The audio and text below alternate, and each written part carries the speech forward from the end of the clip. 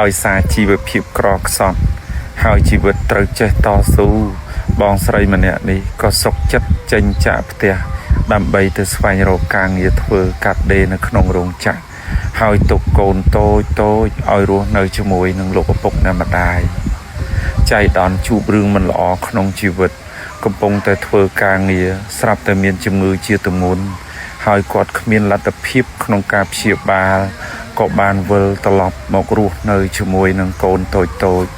លោកឪពុកនិងម្ដាយក្នុងជីវិតដ៏កំសត់ដោយក្តីអាណិតអាសូរថ្ងៃនេះខ្ញុំកណាត់អាត្មាភាពបានមកដល់ផ្ទះគាត់សូមចម្រើនពរបងស្រីអាត្មាឮដំណឹងតាមប្អូនហ៊ានប្រាប់ថាបងមានជីវភាពខ្វះខាតហើយទៅធ្វើការរោងចក្រ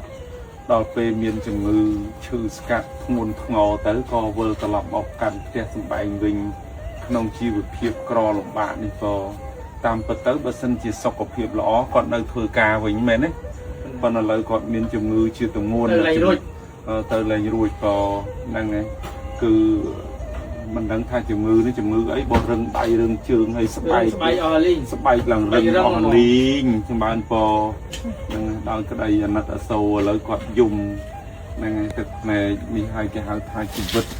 តែងតែជួបទុក្ខលំបាកគ្រប់រឿងទាំងអស់ក៏រឿងខ្លះវាទុក្ខតិចរឿងខ្លះវាទុក្ខច្រើនរឿងខ្លះវាទុក្ខល្មមចឹងទៅក៏ជីវិតសត្វលោកតែងប្រព្រឹត្តទៅជួបសុខនឹងទុក្ខនេះតាមពិតទៅវាទុក្ខច្រើនជាងសុខហើយចម្រើនពរឲ្យអាត្មាមកថ្ងៃនេះស្កាត់ពីនាយធ្លាក់មកដល់អាយមកដល់ផ្ទះអ្នកមីងរុកតាមព្រៃដើមថ្នោតដើមឈើដើមព្រៃអីតម្រាំនឹងមកដល់ឥឡូវគាត់អង្គុយមិនកើតទេអង្គុយបានអញ្ចឹងដោយក្តីអាណិតអាសូរហើយនេះកូនណាកូនអានបងឈប់យំតាំងស្មារតីឡើងរឹងហ្នឹងហើយតាំងស្មារតីឡើងរឹងដាក់ដៃចុះសិនគីឡូពិបាកស្មានបងហ្នឹងហើយនឹងឥឡូវស្មានាំមកនឹងសង្ឃហធម៌ទាំងនេះក៏នៅទឹកចិត្តចែកចម្លែកដោយក្តីអាណិតនិងស្រឡាញ់មេត្តាករុណានាំមកនៅអង្គចំនួន1បេ50គីឡូក្រាមប្រេងឆាសាប៊ូបោកសាប៊ូលាងចានស្ករសអំបិលទឹកសុទ្ធទឹកត្រីទុសអ៊ីវត្រីខមីឃីកកន្ទេលខ្នើយមុងភួយនិងសារ៉ុងក៏ហើយនឹងនំហើយនេះថាវិការចំនួន 100000 អ្នកមីងទទួលនេះតាពួកឯនេះទទួលជូននេះទាំងអស់ទៀតទទួលដល់ទាំងតជូនទាំងអស់ណាសូមឲ្យអ្នកមីងបានឆាប់ជាសះស្បើយពីជំងឺគ្រប់យ៉ាងនេះចង់ជំសូមបោវាជាឆ្ងាយទៅឲ្យជាសះស្បើយទៅ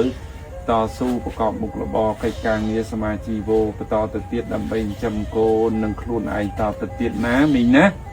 ក៏ដោយអំណាចនៃសង្ឃហធម៌សេចក្តីសង្គ្រោះដល់មនុស្សចាស់មនុស្សឈឺមនុស្សពិបាកនេះខ្ញុំគណៈអាត្មាភាពសូមចែករំលែកនៅកុសលផលបុណ្យមួយចំណែកដល់ញាតិញោមអ្នកមើលនិងញាតិញោមដែលបានប្រគេនបច្ច័យតាមរយៈប្រព័ន្ធវេប្រាក់ក្តីតាមរយៈអញ្ជើញមកវត្តផ្ទាល់ក្តីប្រើប្រាស់មកលមមសំរុំហើយក៏បានចែកម្លែកជាសង្ឃហធម៌ដល់ស្រុកភូមិនិគមជនបទប្រទេសជាតិរបស់យើងសម្ដែងសេចក្តីស្រឡាញ់រាប់អានរវាងបងប្អូនជួនរួមជាតិនេះក៏សូមបញ្ជាក់ថាកិរិយាការសង្គ្រោះកិរិយាក្តីស្រឡាញ់អាណិតនេះមិនមានតែចំពោះអាត្មាម្នាក់ទេគឺមនុស្សទាំងអស់អាចធ្វើបានហើយពួកគាត់ក៏តែងតែធ្វើគ្រប់គ្នាដែរពិសេសគឺថ្នាក់ដឹកនាំប្រទេសជាតិរបស់យើងក៏លោកតែងតែយកចិត្តទុកដាក់ធ្វើកិច្ចការងារដែរកិច្ចការងារនេះដែរសពបញ្ជាក់ឲ្យឃើញថាសង្គមខ្មែរយើងតែងតែជួយគ្នានៅគ្រាដែលជួបទុក្ខលំបាកអរគុណអ្នកស្រុកអ្នកភូមិអ្នកភូមិផងរបងជាមួយដែលជួយមើល